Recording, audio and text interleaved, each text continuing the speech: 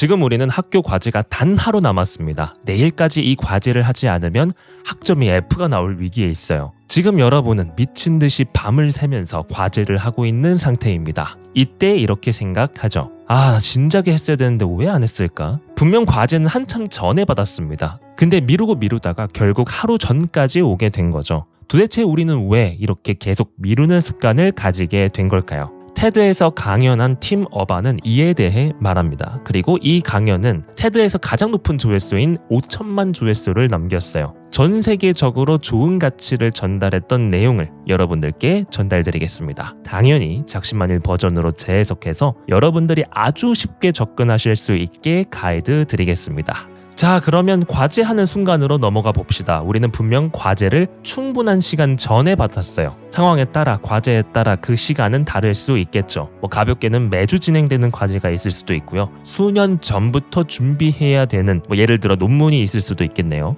보통 우리가 어떤 과제를 해야 되는 상황이라면 가장 이상적인 거는 바로 이런 상태입니다. 과제를 받는 시점이 있고 과제를 제출해야 하는 시점이 있다면 과제를 받은 시점으로부터 차근차근 하는 거죠. 물론 처음에 시작하니까 달릴 필요는 없지만 아주 가볍게부터 시작을 하는 겁니다. 매일 또는 이틀의 꼴로 1시간 또는 2시간 정도의 시간을 투자해서 그 과제를 해 나가는 거죠. 그렇게 해서 하루 이틀 그렇게 연속해서 진행을 하게 되면 점차 일이 진행이 되면서 속도가 붙게 됩니다. 그리고 매주 지나면서 당연히 데드라인이 다가오게 되니까 그 양은 조금씩 늘어나게 됩니다. 그래서 가장 이상적인 거는 과제를 받은 시점으로부터 천천히 시작해서 서서히 페이스를 올려서 마지막쯤에는 스퍼트를 내서 결국에는 좋은 결과물을 내는 게 가장 좋죠. 그러면 시간 조절도 되고 힘 분배도 돼서 내가 스트레스를 받지 않고 과제를 성공적으로 마무리할 수 있습니다. 그러나 대부분 그렇지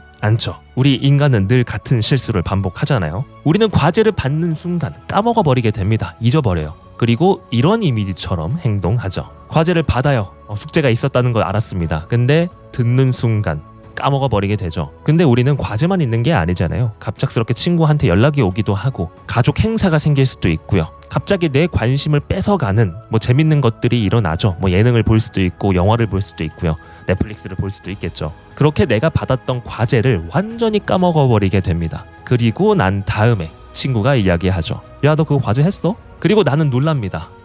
과제? 무슨 과제? 그때서야 깨닫죠.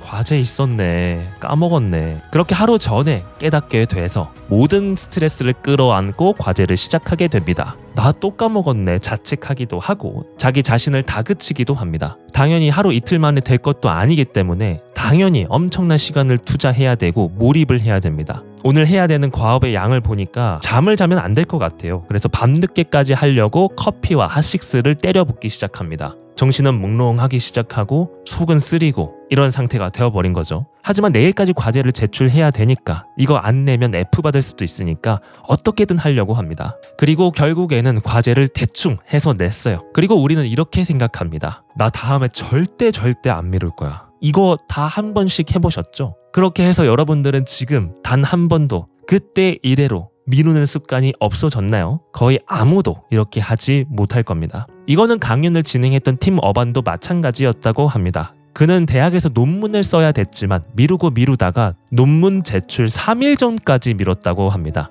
1년 전에 알고 있었던 이 논문을 3일 전까지 미룬 거예요. 그리고 3일 전부터는 정말 미친 듯이 글을 썼다고 합니다. 이틀 밤을 꼬박 새서 90페이지의 논문을 썼고 제출을 했다고 해요. 캠퍼스를 질주해서 아주 아슬아슬하게 세이프했다고 합니다. 결과는 어땠을까요? 그는 이렇게 논문을 제출하고 학교에서 전화를 받았다고 해요. 그리고 학교에서는 이렇게 이야기했다고 합니다. 저는 이런 논문을 정말 처음 봅니다. 라고 놀라서 전화했다고 해요. 놀랍게도 너무나 좋은 논문을 쓴 게 아니라 최악의 논문을 써냈던 거죠. 논문을 3일 만에 써낼 수는 없습니다. 당연히 결과가 안 좋아서 안 좋은 이야기를 하려고 전화를 했다고 해요. 그는 이 사건 이후로 정말 궁금했습니다. 매번 해야 될 게 생기면 미루는 사람이 있고 반면에 미루지 않는 사람이 있습니다. 이 둘은 도대체 어떤 차이가 있을까요? 미루지 않는 사람은 기본적으로 이성적인 판단을 할 수 있는 사람들이었습니다. 반면에 미루는 사람은 이성적인 판단을 하는 영역도 있지만 이것과 동시에 즉각적인 만족을 좋아하는 영역이 굉장히 잘 발달되어 있었다고 해요. 마치 이런 그림처럼요. 이게 어떤 의미일까요? 우리가 목표를 성공하면 좋다는 거 아주 잘 알아요. 경제적 자유 이루려면 내가 원하는 것들 다 할 수 있는 거 압니다. 좋은 차를 사고 좋은 집에서 살고 한강뷰가 보이는 공간에서 하루 아침을 시작할 수 있다는 거 다 압니다. 이성적 판단으로는 아주 쉽게 알 수 있어요. 하지만 즉각적인 반응을 원하는 내 한 영역은 나를 조종하면서 이렇게 이야기합니다. 야, 드라마 무빙이 그렇게 재밌다고 하던데? 어제 못 본 예능이 유튜브 클립으로 올라와 있네? 아까 친구가 인스타 DM으로 릴스 보냈잖아. 그거 안 볼 거야? 라고 나를 유혹하기 시작하죠. 우리는 현재 쉽고 재밌는 것을 선택하는 영역이 있고 조금은 어렵지만 올바름을 알아가는 영역이 있습니다. 현재를 살아가는 영역은 우리가 잘 알다시피 정말 쉽게 할 수 있는 것들을 즐기려고 해요. 우리는 지금 현재 유튜브만 클릭하게 되면 전 세계에서 일어나는 사건들을 알 수 있게 되었죠. 좋은 것도 많지만 나의 단순한 즉흥적인 관심을 이끌어내는 것들이 넘쳐나는 공간이기도 해요. 그래서 우리가 이성적 판단을 할 수 있는 영역을 완전히 가려버리게 됩니다. 이 이성적 판단을 하는 영역은 세상을 이미지화하고 큰 그림을 그리고 이성적으로 납득이 되는 것을 보통 하게 됩니다. 근데 재밌는 건 이 둘은 완전히 다르지 않아요. 일부 겹치는 부분들도 있습니다. 잘 설계된 휴식은 현재의 즐거움, 만족과 겹치는 부분들이 있습니다. 열심히 일하고 난 다음에는 편하게 쉴 거야, 여행 갈 거야.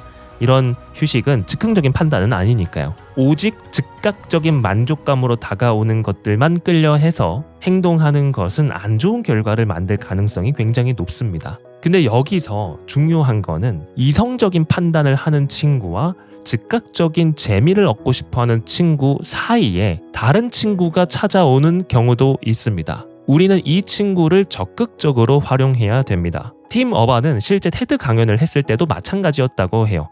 그는 분명 6개월 전부터 테드 측에서 강연을 제안받았다고 합니다. 심지어 그는 이런 관련된 내용을 하고 있는데도 미루는 습관이 있었다고 해요. 6개월에서 3개월, 2개월, 한 달 전까지 미루게 되었다고 합니다. 그는 실제 테드의 이번 달 강연자로 포스터가 나온 자신의 사진을 보면서 깨달았다고 해요. 야, 이거 진짜 시작이다. 그때부터 패닉이 왔다고 합니다. 그는 이거를 패닉 몬스터라고 얘기했어요. 패닉 몬스터가 데드라인이 다가온 시점에서 난리를 치기 시작합니다. 바로 다음 사진처럼요. 이 순간이 다가오게 되면 벌어지는 현상이 굉장히 재밌습니다. 바로 즉각적인 반응을 좋아하는 친구는 나무 뒤로 도망가 버리게 돼요.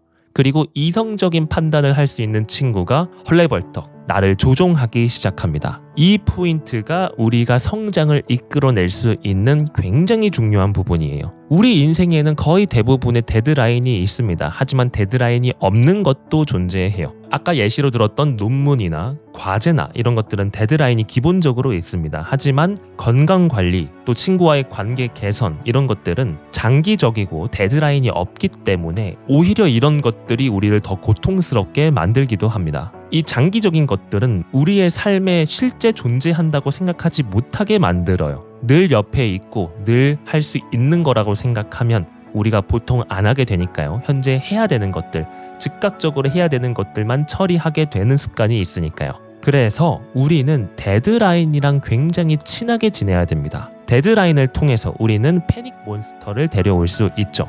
지금 이렇게 살면 안 된다라는 자각을 시켜주는 친구예요. 느슨한 인생에 긴장감을 불어넣어주는 친구죠. 사실 모든 사람은 미루는 습관이 있습니다. 하지만 데드라인과 얼마나 친하게 지내냐, 패닉 몬스터와 얼마나 친하냐에 따라서 그 결과는 달라지게 되죠. 사실 이게 바로 접니다. 여러분들이 아실지 모르겠지만 작심만일 컨텐츠는 일주일에 한 번 또는 2주일에 한 번 올라오던 채널이었습니다. 하지만 이번에 새로운 변화를 주어보려고 합니다. 모든 사람이 자립하게 하겠다는 제 이상적 가치를 실제 실현하기 위해서는 매일같이 컨텐츠를 만들어서 여러분들이 아침에 매일 하루 시작할 때 제 컨텐츠를 보고 시작할 수 있게 해드려야겠다라고 다짐했어요. 그러기 위해서는 여러분들이 매일같이 성장하실 수 있게 제가 만들어 드려야 됩니다. 여러 가지 방법들이 있지만 제가 선택한 방법은 매일같이 여러분들이 작심만일 컨텐츠를 섭취하실 수 있게 도와드려야겠다라고 생각했습니다. 성장의 가치를 매일 아침 여러분들이